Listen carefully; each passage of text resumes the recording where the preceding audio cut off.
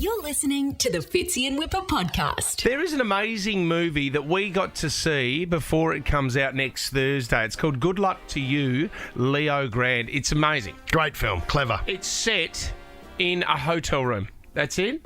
And it stars Emma Thompson and Daryl McCormack. We're just waiting for him. You would know Emma Thompson from God, Love Actually, Harry Potter. Well, she was Nanny McPhee. The kids will know her from Nanny McPhee.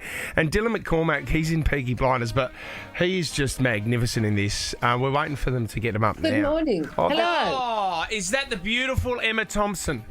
It might be. We think it is. We think it is. Hi, how are you? I am. Thank you so much for doing this. Oh, no, don't be daft. Thanks for helping us. Where's Daryl? Is Daryl around? I'm right beside you. Good morning. Good morning, guys. Thank you so much. When I read the synopsis on this... Well, you're making it sound low budget. It's not. Well, but it's... You know what? There are a few movies that they're only set in one sort of room or one scene, and you think to yourself, well, how can they survive for the whole hour and a half or 2 hours that they go for?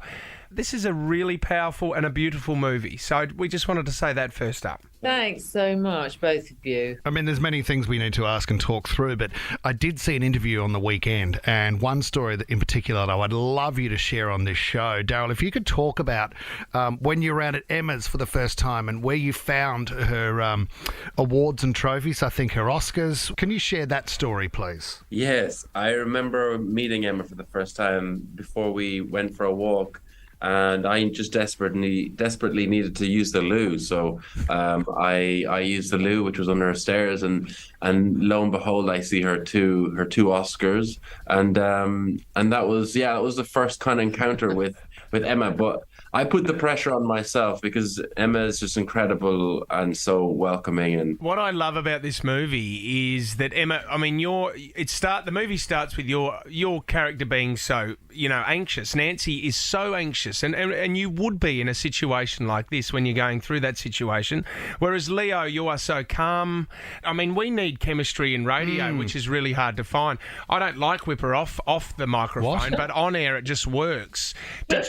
Did you have to find that, or did you audition with any others to find that chemistry? Yeah, I mean, you can't sort of find it all at once. It's not like that really. Yeah. And I did. Yeah, we worked with lots and lots of wonderful, very fine actors. A lot of them a bit older than Daryl, actually. Yeah.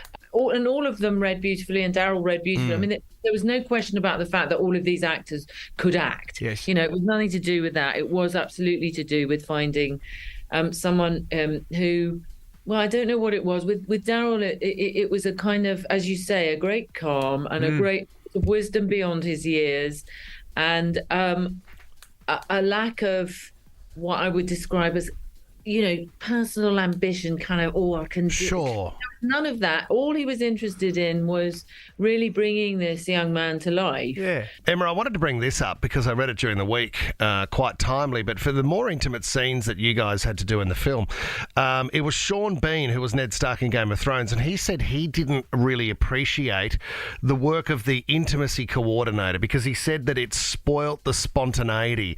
So is that how you found it? Did you guys have an intimacy coordinator there on set advising you on what to do in these scenes? Yeah. So intimacy coordinators are fantastically important, and I don't know, you were speaking to somebody who found it distracting, but another conversation you might find that people go, it made me comfortable, it made me feel safe. Very important. Made me feel as though I was able to sort of do this work. So intimacy coordinators are the most fantastic production in our work. Yes. And no, you can't just let it flow. There's a camera there, and a crew. Yeah. It's not on your own in a hotel room. You're surrounded by a bunch of blokes, mostly, carrying things. So it's not a comfortable situation. No, I bet. Full stop. Yeah. So I don't know who the actor was, but maybe he had an intimacy coordinator accidentally at home. One of the most other powerful scenes is the scene in between the legs.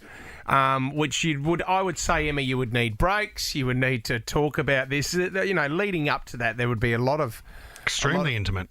No, not really. They're still sort of talking. It's very interesting. Yeah, and also it's quite funny as well, because she's it's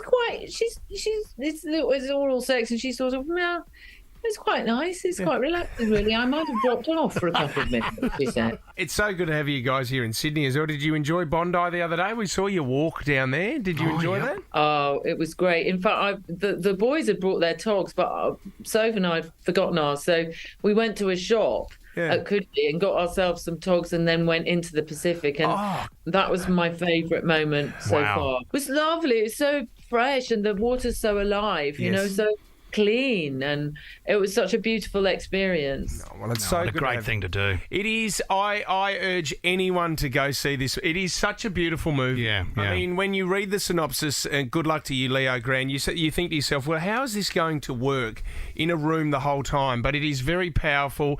Your performances are unbelievable, and we are very, very lucky to have you on the show today. Thanks for your time, guys. Well, thank you both. So much, thank you both. Lots of love. Thanks, no worries. team. See you, Enjoy. Emma. See you, Daryl. Take care. Bye-bye. Bye. Cheers. Bye. You're listening to the Fitzy and Wippa podcast.